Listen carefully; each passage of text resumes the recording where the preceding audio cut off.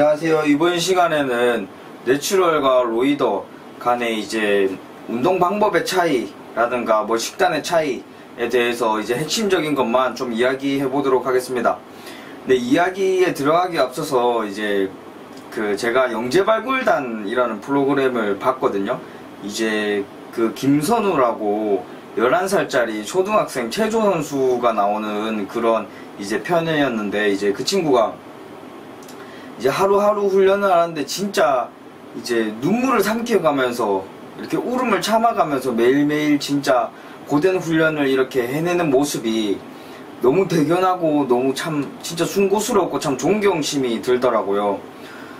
이제 또 뭐 이제 한 종목이 자기가 이렇게 성적이 잘 안 나와서 실력이 잘 안 돼서 그 부분에 대해서 좀 보완하고자 자기가 이렇게 아침에 훈련을 하고 그게 잘 안 되니까 점심시간 때 밥을 먹는데 밥을 반 공기를 덜더라고요. 반 공기 이상을, 제가 봤을 때는. 그러니까 왜 밥을 더니 이렇게 코치님이 물어보니까 나중에 훈련할 때 몸이 무거울까봐, 몸이 무거워서 지금 먹고 싶지 않다, 그래서 밥을 덜더라고요.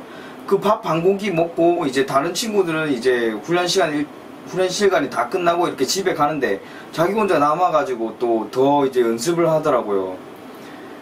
정말 그 모습을 보면서 저는 뭐랄까 진짜 참 멋있어서 너무 눈물이 날 것 같은 그런 감동을 느꼈고, 실제로 사실 울었습니다. 눈물이 좀 나긴 났습니다. 이제 그 친구가 그래서 이제 소년체전 날이 왔는데 이제 체전에서 이제 최우수 선수상을 받았어요. 최우수 선수상을 받았는데 그 전에 작년에 했던 그 소년체전에서 1등으로 금메달 땄던 한 종목을 이번에 4등을 해가지고 놓쳐버렸어요. 그래가지고 이제 그러면서 이제 끝나고 하는 말이, 자기가 이제 약점인 부분 보완하고 열심히 하는 동안 이제 다른 잘하는 친구들이 너무 많이 생겼다, 그래서 부담이 된다, 신경이 쓰인다, 이렇게 말하더라고요. 이 모습을 보면서 참 정말 선의의 경쟁이다, 이제 본인이 이렇게 더 발전하고 더 열심히 할 수 있게 되는 그런 선의의 경쟁이다, 그러면서 이렇게 다른 친구들을 인정하는 거 아닙니까? 진짜 다른 친구들이 더 열심히 해서 나보다 더 잘하게 됐다, 이렇게 하는 그런 마음이 깔려 있는 거잖아요. 그래서 나도 더 열심히 해야겠다, 이런 생각이 든 거잖아요. 이런 생각이 든과 동시에 저는 제가 보디빌딩계를 좀 생각을 해봤습니다. 사실 보디빌딩계의 현실에 대해서 말하자면은 지금 이제 카다라고 이제 한국에서 도핑 관련 이제 기구거든요. 이제 테스트 해주고 이렇게 막 제재하고 뭐 이렇게 하는 단체인데, 카다 기준에 따르면 2017년에 이제 총 이렇게 보면은 36명이 도핑 테스트에 걸렸습니다. 전체 스포츠 종목에서. 이 중에 28명이 보디빌더입니다. 80%가 보디빌딩입니다. 그러니까 모든 스포츠 종목에 통틀어서 도핑 테스트를 했는데 그 중에 80%가, 한 종목이 80%를 차지했습니다. 이 중에 대부분은 이제 와다 기준에 따르면은 S1이라면은 이제 S1이라면 동화작용제거든요. 이제 제가 앞으로 말할 로이더죠. 동화작용제인데 28명 중에 26명이 동화작용제, 뭐 한 가지로 걸린 게 아니고 동화작용제 뭐 등등등인데 뭐 그렇게 되어 있고, 뭐 나머지는 뭐 호르몬 변조제 뭐 이런 걸로 걸렸더라고요. 근데 이런 상황에서, 이런 보디빌딩계 현실에서 사실 만약 제가 대회에 나가서, 누군가가 대회에 나가서 내추럴인데 대회에 나갔어요. 대회 나갔는데 자기가 뭐 성적이 좋지 않았어요. 그러면은 경기가 끝나고 나서 돌아와서 드는 생각이 뭘까요? 내 약점이 뭐였을까? 어떤 약점을 보완해야 될까? 이런 생각이 들까요? 아니면은 어떤 약물을 보완해야 될까? 이런 생각이 들까요? 이게 솔직히 말해서 아름답나요? 이제 저는 참 잘못됐다고 생각하거든요. 그래서 이제 제가 이거를 잘못됐다 이렇게 계속 얘기를 하고 있고, 이제 말도 일부러 거칠게 하고 좀 싸납게 하고 그랬었는데, 진짜 아무래도 이제 보디빌딩계에서 약물 자체를 없애는 거는 제 힘으로는 힘들 것 같고, 이런 흐름을 막을 수도 없을 것 같고요. 그래서 방향을 좀 바꿀까 합니다. 아예 진짜 약물을 사용하는 보디빌딩과 내추럴로 하는 보디빌딩을 정말 확연하게 진짜 공식적으로 명확히 구분했으면 좋겠습니다. 그래서 진짜 내추럴로서 운동하시는 분들 수년간의 노력이나 그런 양심을 지킨 것들, 정직했던 것들, 그런 부분에 대해서 충분히 뭐 인정받고 대우받았으면 그런 하는 마음이 있습니다. 이러다가 이제 본론보다 서론이 더 길어졌겠습니다. 그러면 바로 본론으로 들어가겠습니다. 이제 내추럴과 로이더, 이 둘 중에 누가 더 자주 훈련해야 될까요?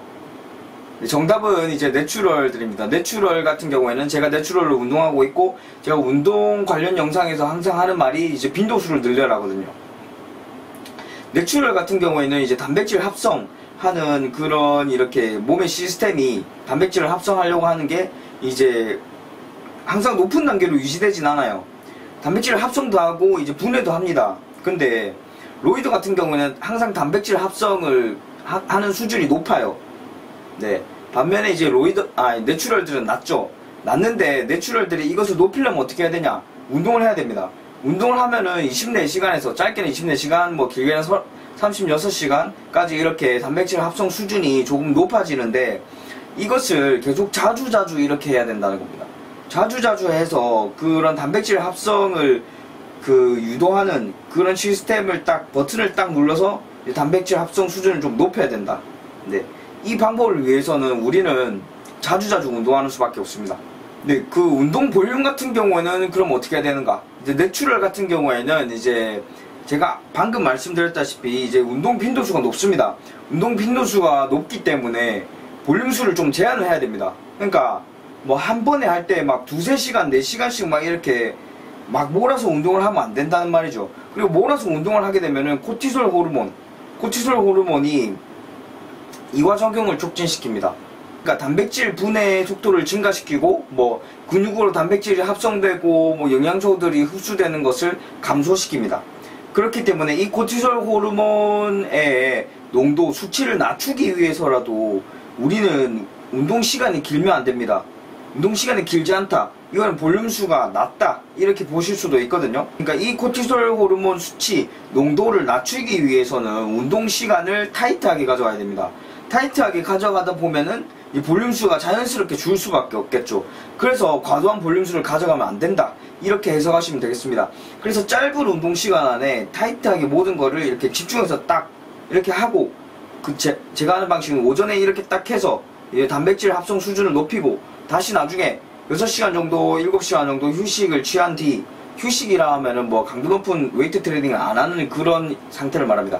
그래서 저녁 시간대 다시 운동을 딱 해서 단백질 합성 수준을 다시 높이고, 이제 그 다음에 이렇게 뭐 이제 식사하고 뭐 수면 취하고 그러면서 이제 회복하고 뭐 이런 것을 쭉 이어나가는 그런 방식을 추천합니다. 근데 세 번째로 단백질 섭취 같은 경우, 이제 내추럴과 로이더들은 어떻게 다를까? 로이더들은 이제 방금 아까 전에 말씀드렸다시피 이제 단백질 합성 속도 수준이 굉장히 높습니다. 이것은 이제 약물을 하게 되면 24시간 뭐 7일 365일 하는 동안은 계속 이렇게 유지가 됩니다. 그러니까 단백질을 잘 활용할 수 있다는 거죠. 근육을 만들기에. 그러니까 어느 연구에 따르면은 이제 일부 연구에 따르면은 스테로이드 약물을 하기만 해도, 운동 안 하고 약물을 하기만 해도 근육 성장이 저절로 이루어진다, 뭐 이런 결과가 있기 때문에, 그런 거를 보시면은 어차피 단백질 많이 먹어도 그만큼 다 활용을 할 수 있기 때문에 로이더들이 단백질을 더 많이 먹어야 되는 것은 맞습니다. 반면에 내추럴들은 그렇지 않습니다. 이제 단백질을 활용할 수 있는 정도가 있습니다. 이제 방금 말했다시피 단백질 합성 수준, 활용 수준이라고 이렇게 봐도 무방하시거든요. 이게 항상 높게 유지되는 것이 아니기 때문에 많이 넣는다고 해서 그것을 단백질을 합성하지 않는다는 겁니다.